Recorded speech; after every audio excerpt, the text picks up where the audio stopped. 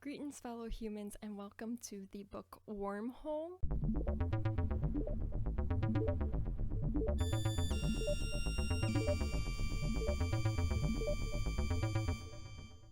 I originally wanted to film this video in costume, but I'm just so behind schedule that I just needed to film it. And I really just didn't have the time to do my makeup for my Halloween costume, so I'll just put a picture right here of what I dressed up as for Halloween. My girlfriend and we dressed up as Clefable and Gengar from Pokemon, which I guess there's like some fan theories that Gengar is actually Clefable's shadow, and that's why they kind of look familiar, but also it just was really appropriate for us because she really likes purple, I really like pink, and also Clefable I'm pretty sure is canonically from space. I feel like that was actual lore in Pokemon, that Clefable and Clefairies came from the moon. And as you well know by now, space is my thing. This past month, I participated in the Monster High Readathon. Though not all of my reads this month were for the Readathon, I also didn't complete all of the prompts, not that I was really expecting to, but I did have a lot of fun, particularly doing the live reading sprints I did with the two hosts, Johara and Claire, and I'll be dropping both of their channels in the description below. So the first book I picked up was Ancillary by Leckie. I had this on my TBR for last month for Sci-Fi September, but I never got around to reading it. And it worked for two prompts for the Monster High Readathon. Both Werewolf, read a book where a character has to go through a major transformation, and Ice Powers, a book set in the winter or a book with snow on the cover. So I figured I'd start with this book first. This book takes place on an ice planet, and the main character was once a military ship AI, but now lives in a human-shaped body. It's a really interesting concept. The praise I've heard for this book is great, and so I was so hyped to read this one. Like, I was predicting this book to be a 5-star read for sure. But things haven't gone as I hoped. There's a lot of rich world building going on, but it's relayed in chunky info dump bits that after getting 4 chapters in, I realized not much has happened story-wise. Plus, I was having a little trouble following it too, just keeping track of the various terms being used. So overall, I found myself lost and not really enjoying myself. So I DNF'd this book for now, and this is the only book I've DNF'd this year. I do want to try reading this again at a later time. I think it's possible coming out of Sci-Fi September and reading a lot of heavy sci-fi books. I might have just been worn out and not really in the right mindset to read a space opera. There were things about this book I really liked. It reminded me pleasantly of Left Hand of Darkness by Ursula K. Le Guin, which was a 5-star read for me. I also like the way the language was incorporated into the story. The main character, and I call them that because I don't actually know their name, it hasn't been said yet, refers to all characters with she/her pronouns, despite the fact that the main character also understands that some people they're calling she is a man. So there's this subtle implication that whatever language the main character speaks doesn't have gendered pronouns, and the concept of gender is foreign to them. Understandable for an AI. In a different language, the locals language, pronouns indicate more than just gender. It also indicates things like age and marital status, which I found really interesting. So I have reason to believe I might like this book more if I try reading it again at a different time. I also don't rate books I DNF just because I don't feel like I know enough about them to efficiently rate them. Maybe this book gets really good at chapter 5. I don't know, but this will be a read for another time. The Adventure Zone, Petals to the Metal. So after my not great start to this month, I just really wanted to read something fun. This wasn't originally on my TBR for this month, but it did fulfill the prompt dead fast, read a comic/graphic novel. Also, I found out it applies to Werewolf as well, as I want to interpret that change a character goes through as a physical one. The Adventure Zone is a Play by Dungeons & Dragons podcast, and this book is the graphic novel version. This one following the third mini arc, Petals to the Metal. The Adventure Zone follows a team of adventurers who work for the elusive Bureau of Balance. Their job is to reclaim dangerously powerful magic relics which end up controlling their users and creating mass chaos in order to destroy such objects. On this mission, they are to retrieve the Gaia Sash, which currently is in possession of a notorious battle wagon racer known as the Raven. The adventurers enter in a battle wagon race in order to get close to Raven and hoping that by beating her, she will realize she is not all-powerful and will peacefully hand over the sash. It's been a few years since I've listened to this podcast, so honestly this was a nice return to something that brought me a lot of happiness years ago. What's so delightful about the Adventure Zone is how it plays with the genre rather than being strictly high fantasy. In this arc, there is a clear influence from Mad Max, and pretty much every arc uses some sort of not typically fantasy trope. I really enjoy the character design for something that was originally entirely in an audio format. It's kind of incredible being able to recognize characters on sight, not because they look exactly how I imagine them, but because the designs just so perfectly capture the essence of these characters. And I want to point out Hurley's design in particular. As a halfling woman, I love that she has these cute patches of hair on her. That's just stellar character design. However, I was a little disappointed to find some jokes from the podcast that I was really looking forward to missing from the graphic novel version. Iconic parts such as non-lethally, cleft in twain, and you and the box both drink poison and you survive, but the box doesn't, and now it's dead and pops open.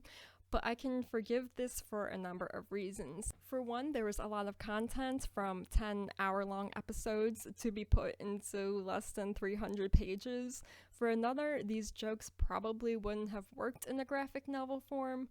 A lot of the jokes I found missing were ones that were in conversation between the dungeon master and the players, rather than the characters. In the podcast, Clint, Justin, and Travis have voices and roles as players alongside their characters as well, often ad-libbing solutions to the dungeon master before playing it out in character. But the graphic novel instead focuses entirely on the characters, never mentioning the players behind them.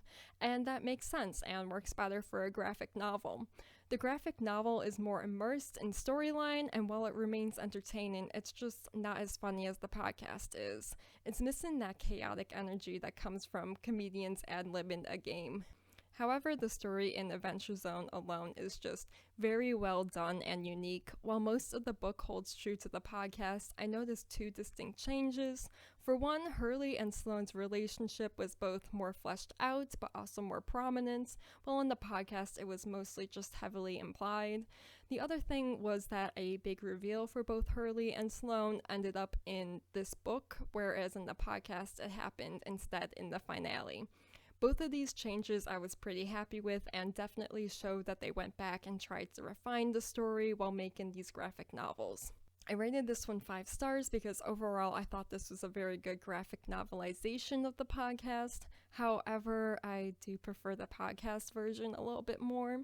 And it actually inspired me to start re-listening to it, though I started instead with my favorite arc, The 11th Hour, which I am really looking forward to the graphic novelization version of it. Meddling Kids by Edgar, Cantero. A group of young adults and their dog return to Blighton Hills, a summer vacation spot the friend group went to every year as kids, where they would solve mysteries, usually ending in a costumed adult being unmasked, dubbing them the name Blighton Hills Summer Detective Club. But their final mystery concluded with several open ends. Something supernatural happened none of them could explain, and after one of the crew passes tragically young, the rest return to Blighton Hills in order to find out what really happened that last summer. If the plot sounds vaguely familiar, that is because this is a Scooby-Doo retelling, and I read this one for the category Himalayan Yak, a book with an animal. One of the first things I didn't like about this book was how much of a departure it is from Scooby-Doo than what I was expecting. The characters have different names. Fine. There's a dog and it doesn't talk, and that's probably for the best. The crew is made up of Peter, who is the conventionally attractive leader of the group, obviously the Fred. Carrie is book smart like Velma, red-haired and wears impractical clothing for fashion's sake like Daphne. and has the closest relationship with the dog character, as well as struggles with anxiety, like Shaggy. And the last two club members have no resemblance to the mystery gang whatsoever. I did like Andy's character as this tough butch Latina lady and how she struggles to accept the leader position after Peter's death, but Nate, his characterization was just weak. He doesn't have much of a personality besides being a third wheel most of the time. He apparently is really nerdy, into Dungeons and Dragons and fantasy books, which is why he takes such an interest in the occult symbols they had found during their last mystery, but this is something that's never really showed, just said in passing. Like, it would have been fun to have seen him geek out to see something occultish and be like, wow, this is just like this fantasy novel or whatnot. Literally just anything that would have given him a personality. It takes more of an edgy reboot approach, and characters are needlessly given trauma. Carrie is an alcoholic and Nate takes medication because he hallucinates that Peter is with him constantly. Both of these things just go away when it becomes inconvenient to keep it up. Particularly in Carrie's case, once they get to Blighton Hills, she just stops drinking and never craves it or relapses or anything. It's also heavily implied that she was sexually assaulted in college, and I don't know why that was mentioned at all because it has no bearing on her plot whatsoever. The rest of the club is messed up from their last mystery alone, so I don't know why she needed any extra trauma added to her character. I also didn't like the writing style at points. During action scenes, there'd be literally paragraph-long run-on sentences, which I found difficult and clunky to follow. Also, the writing occasionally randomly shifts into a script format. I actually liked this at the start because one of the first uses is to follow a quick conversational game between the four main characters. It took away the tediousness of using tags, but later examples were less purposeful, sometimes for a single sentence long piece of dialogue, or even breaking up normal dialogue with an action stated in parentheses. I think the lack of commitment to this style is what ended up making it annoying. Like, rather than switching back and forth, he should have just written all of it like that. Also, there is an excessive amount of pop culture references. Half the time they were lost on me. The other half, they didn't really add anything to it. One example of the latter was describing a gramophone as looking like a battle horn from Middle Earth. Obviously a reference to Lord of the Rings. But just call it a horn. Like, it didn't give me any better idea of what the thing looked like. I literally counted up to 3 of these on one page at times, which is just too much and, again, isn't adding anything to the actual story. Every time there was either a plot twist or a big reveal, the book got more confusing. Most of them end up being very pointless and, again, don't add anything to the actual story. The one that made this go from 3 stars to 2 stars was during the villain speech. When asked why they wanted to raise up a powerful evil undergod, their answer was essentially because they could, and they wanted to see what would happen. That's just the moment for me where it became clear that nearly all character motivations in the story are so weak. Like, I don't actually understand what compelled the club to go back to Blighton Hills, particularly when everyone was so reluctant to, or why suddenly Andy decided to take charge and gather everyone together.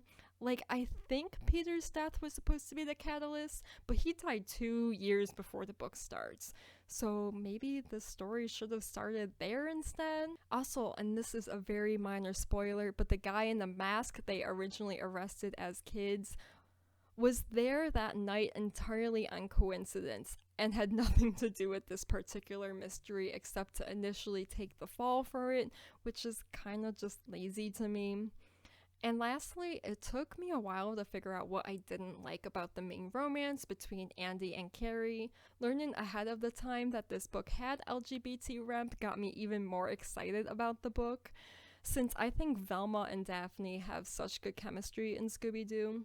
While following Andy's POV, it's very obvious that she's attracted to Carrie, and early on in the book, Andy confesses her feelings to Carrie after kissing her, but Carrie turns her down.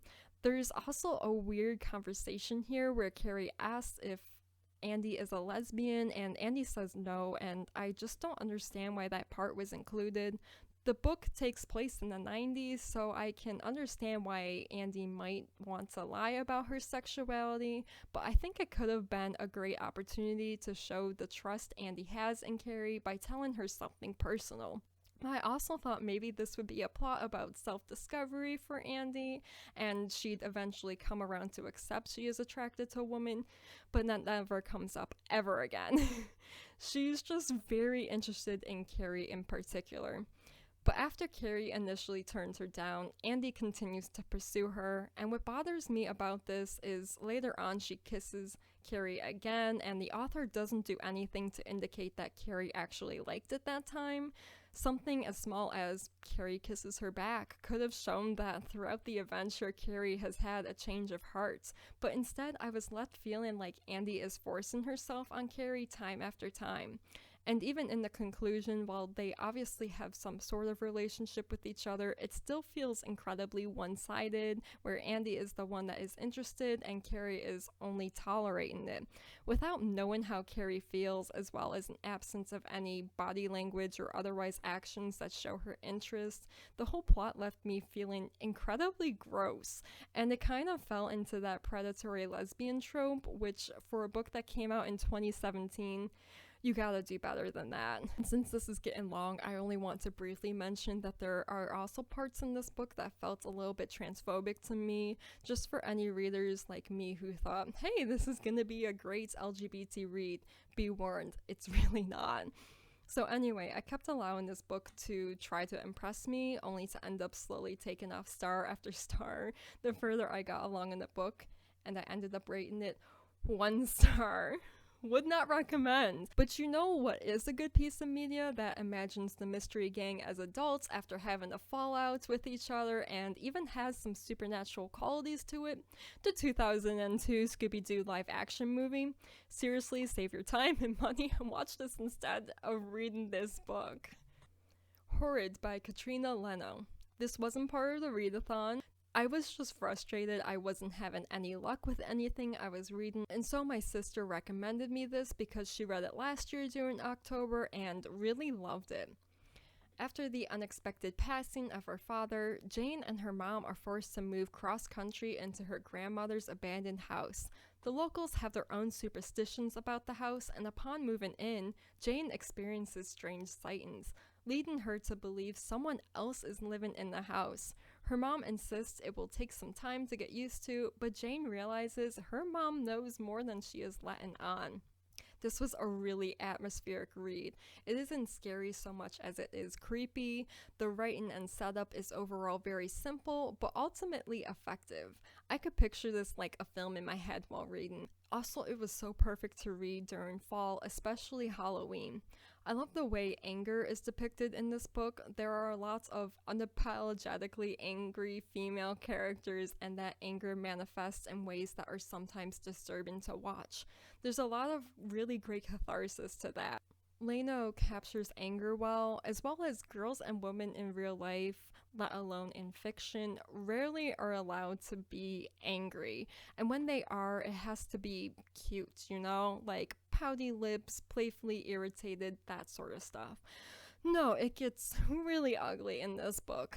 The character trait Jane has, that she eats torn up pieces of paper from books to help calm down, is such a vivid detail that it breathes life into Jane's character. She feels so real to me, and I think mental illness was well portrayed in the book as well, and that sort of goes hand in hand with the expression of anger. Reality becomes warped through Jane's lens. She is both processing the sudden death of her father while being compassionate towards her mother, while her mother is acting standoffish because she lost her husband. And also, Jane has just been uprooted and moved across country. There's plenty of reasons for Jane to feel upset and disoriented. And as the story progresses and more strange incidents occur, I found myself asking what is real or if Jane is the actual cause. Something I still can't answer for sure after having finished the book. However, some of it was pretty predictable. Several major plot points I had already guessed early on, but it was predictable in a way that I wanted to keep reading to find out if I was right. I enjoyed reading this nearly throughout, but it's the ending that kind of ruined it for me and caused this to be a 4-star read. It ends abruptly and without conclusion, something that is probably pretty common in the horror genre, but what bothered me about the ending is how rushed it felt, as well as I don't think it made sense for the main character, or at least where she was with in her personal storyline. She was very reluctant up until the final page, and so the sudden change didn't make sense to me. I remember double checking to make sure no pages were missing because I was like, it can't end there. At First Contact by Janice L. Newman. This was an arc I received and I couldn't use it for the readathon either, but still this was one of the better books I read this month, so I'm glad I did. This is a collection of 3 novella-length stories, 1 a sci-fi, 1 a fantasy, and 1 paranormal, all of them involving romance. Despite the different genres, the stories go well together and possess a similar and really sweet tone without being overly sappy. They're all slow burn romances, allowing readers to get a good feel of the characters and the world they inhabit while slowly building up romantic tensions, which I am such a sucker for, and they are also queer, which is always a positive for me. Ghosted really appeals to the part of me that loves family Halloween movies. Not that it has that cheesy Halloween vibe, but it's nice to see a haunted house plot that isn't about ghosts torturing the house's inhabitants, but rather a kid discovers a ghost in his grandma's house and then befriends it. And it later becomes a childhood friends to lovers plot, which is really sweet. At First Contact reminds me really pleasantly of To Be Taught If Fortunate by Becky Chambers. Just like having that similar romance happening while on a exploration mission in space, one thing I liked about this story in particular is how it's told in first person, and yet the main character is never given a name, nor any indication of what gender they are. I think that open interpretation of gender is always really interesting to play with, especially because otherwise the character's personality is well defined, just never colored by particular gender roles. A Touch of Magic probably has the coolest world of the 3 in my opinion. It's very much urban fantasy with, as the title says, a touch of magic. I really like when magic has rules, and in this story specifically, how rare and fleeting magic is, only appearing in seldom moments and to select people. It's both well defined in this world, but also remaining believably mysterious. I think some parts of the stories were rather predictable. Knowing going in that there would be a romance in each of them, it became obvious at the moment of introduction who the love interest was supposed to be.